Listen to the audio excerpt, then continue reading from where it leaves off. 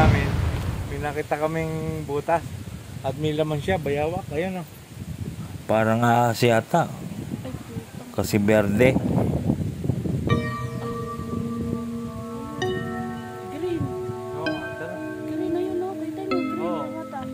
Magandang araw mga kagatas. So for today's video ay tayo po ngayon ay maglalakad. Ayan, mga ka-stroke. Ito po ay ginagawa ko para exercise na rin sa ating paa. Tayo po ngayon ay tumawid po ng ilog. Ako medyo hinihingal kasi naglakad na kami na malayo So ito po ay tulay ng Poblacion 6.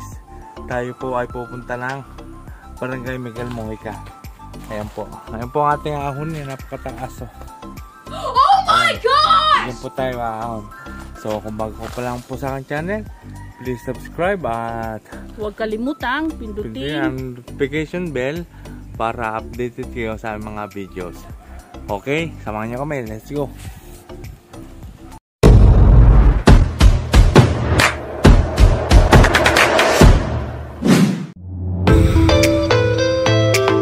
Daily life, be yourself. Dagsmanian Flores. Please subscribe my channel.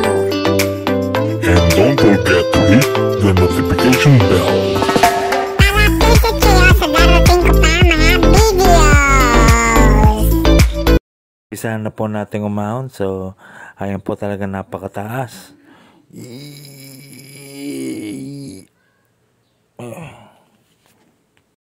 So mga kagatas, tinan nyo ang aking aahonin kung gaano kataas. Ito po ay isang challenge sa mga kagaya ko na stroke. At saka exercise na rin po yan para sa tuhod at saka sa stamina. Kita nyo naman po kung gaano kataas. Talaga po napakatarik niyan. Talagang challenge sa akin yan. Akitin ko yan. Kakayanin. Diba? Magandang exercise mga ka-stroke, kagatas. Kaysa magmukmuk ka sa bahay, magkulong ka sa bahay, lalo ka lamang hihina niyan. Kaya nga mas maganda, mag-exercise ka, maglakad-lakad ka sa umaga para bumalik ka sa dati yung iyong lakas. Kasi nga, karamihan sa mga na-stroke, nagiging mainitin ng ulo kasi nga, hindi na natin nagagawa yung mga dati natin ginagawa. At saka isa pa, talagang nakakabugnot din. Tapos, real talk, diba?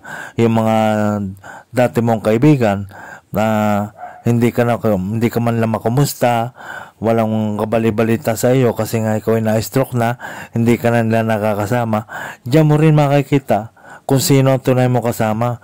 Yung lagi kang kinukumusta, pinapasyal lang ka sa bahay. Guys, ayan pong inahon natin. Ayan. Ilog kasi yan At least napaka-challenging. Tsaka press na press dito, bukid na bukid to. Hidon.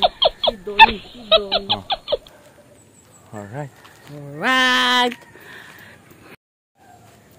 Kukunin ko sana yung papaya. Kasama ng tingin sa akin ng manok.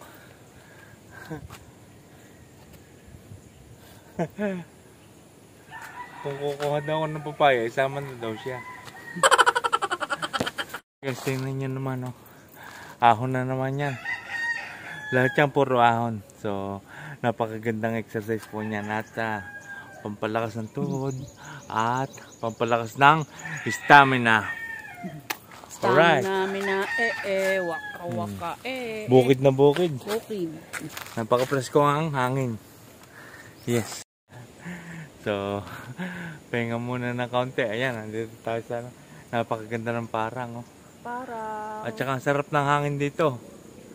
Ayan, mga ka-stroke, kagatas. Preskong presko. Walang mga bahay. Medyo hinihingal tayo ng konti kasi puro ahon Sige, lakad tayo. Walk in the morning. Ang pinagpa-practice ang lakad Yan kasi ako dati lumakad Nakaganyan. Dapat pala ganyan.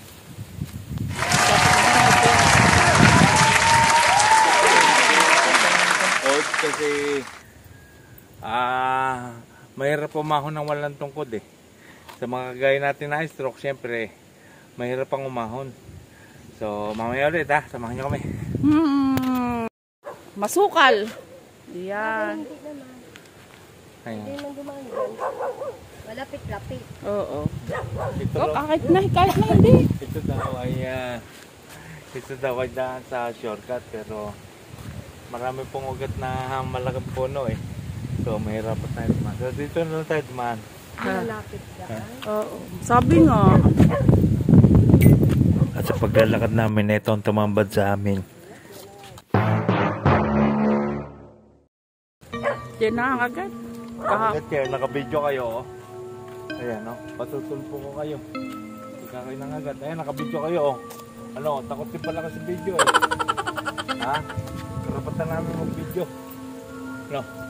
Ha? Oo, takot sa video oh. Daming aso. Iyan naman ang isang problema natin pagka yung naglalakad tayo tapos may mga asong ganyan, hindi naman tayo makakatakbo. Sige, nakabidyo kayo. Sige. Patutulpo ko kayo. Bakit ano kasalanan namin?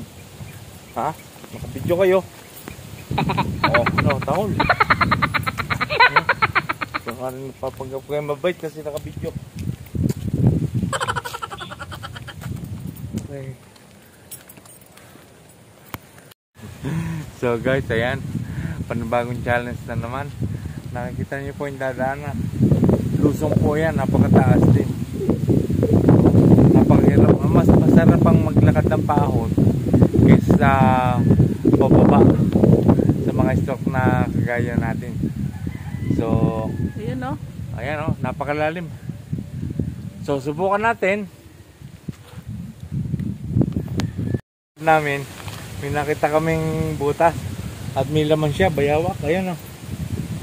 Ay, parang ahas. Ay, putang.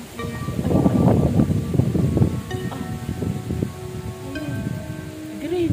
Oo nga, tara. Green na yun, no? Kita nyo, green Oo. yung mata. Katakot. Ayan na, laki. Green, nakita nyo, nailaw ang mata. Ayan, so nakarating na po tayo rito sa yung po pinakadulong yun. Yun po ang kanto ng Miguel Mojica. So kapraso nga ako na lamang at mga patag na halalakarin natin. So Pogi na, no? yes, Pogi na yan. so let's go. So yan mga kagatas, mga ka-stroke, sa wakas ay nakatawid na rin po tayo at ayan no, may mga bunga puno ng saging. Napaka-presko po dito sa probinsya. Ito po ay probinsya ng Mendez, Cavite. Ayan. Napakalamig po at napaka-presko ng hangin dito. At sariwang-sariwa ang hangin. Especially kung galing sa ilong. Alam niyo po, kahit magsasummer na dito, medyo malamig pa rin po kasi napakalapit po nito sa Tagaytay City. Malapit na malapit lang po siya. At napakasarap po dito dahil napakarami pong puno. Kahit naglalakad ka, maraming makikita mga katulad nito. Ito po ay aratilis. Ayan. Alam ko marami din sa inyong ganyan. Sa mga Maynila nga, meron na rin ganyan eh. Napaka-presko, napakasarap dito. Especially pagka piyesta. Ayan, napakaraming handaan dito, nagkakasayahan, maraming palaro. At saka may mga banda ng musiko na nagpapaseyo. Ano man ang dumating sa iyong pagsubok, kailangan mo itong harapin. Ano mang hamon, kailangan mo labanan. Dahil ang buhay ay napakaiksi lamang. Enjoyin lang natin ito habang tayo nabubuhay. Alisin natin ang galit sa ating dibdib. Isipin lang natin na may Diyos na lagi nakagabay sa atin. At kaya tayo nabibigyan ng pagsubok dahil minsan nakakalampas din naman tayo. So, mahalin din natin ang ating buhay. Habang may buhay, may pag-asa.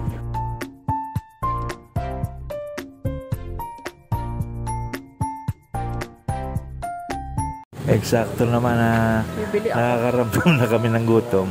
Eksakto naman dumaan itong tao. At may kasama pa siyang puto.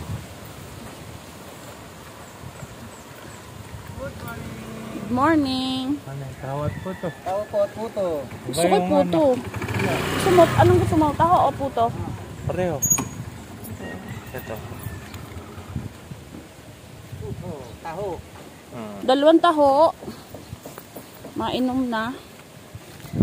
3.20 na. Isa, 3.20 3.20 na. puto. Exercise.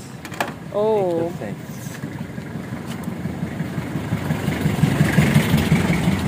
Yeah.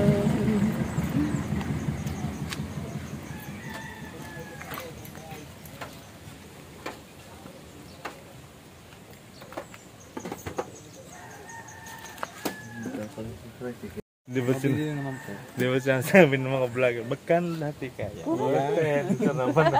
Sana all. Sana all. Sana all mga ganun talaga. Oo.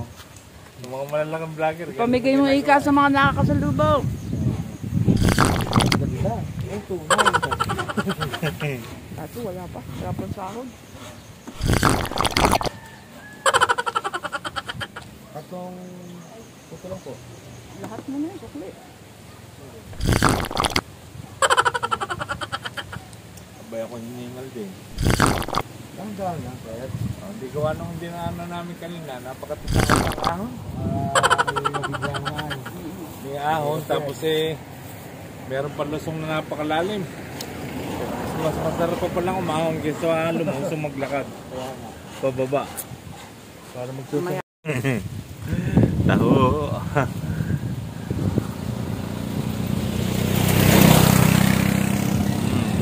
Balag. Okay na. Mm. Guys, ganda ng pinyahan, no? Amin yan. Nakairas sana all. Amin yan, no? Alam mo yun, napakasarap mamuhay dito sa probinsya. Bukod sa maraming puno at saka maraming gulay, presko ang hangin, malayo ka pa sa mga chismosa, sa mga marites. Oh, tingnan naman ang paligid, napakaganda. At saka hindi tikit-tikit ang bahay dito, napakadalang. Ayan, ang bahay. Oh. Wala. Ayun, isa. Ayun, isa. Tapos, ang ulit ay, ayun, kalayo. Tapos yung nakikita nyo yung asol, ayan, ayun, yung kuliblo na yun, yun ay barangay hall.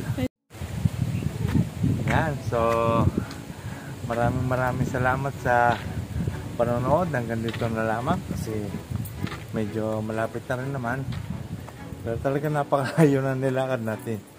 Umikot po tayo sa Poblacion 6, tapos lumabas tayo sa Miguel Moica at aahon tayo sa Habulin Bridge.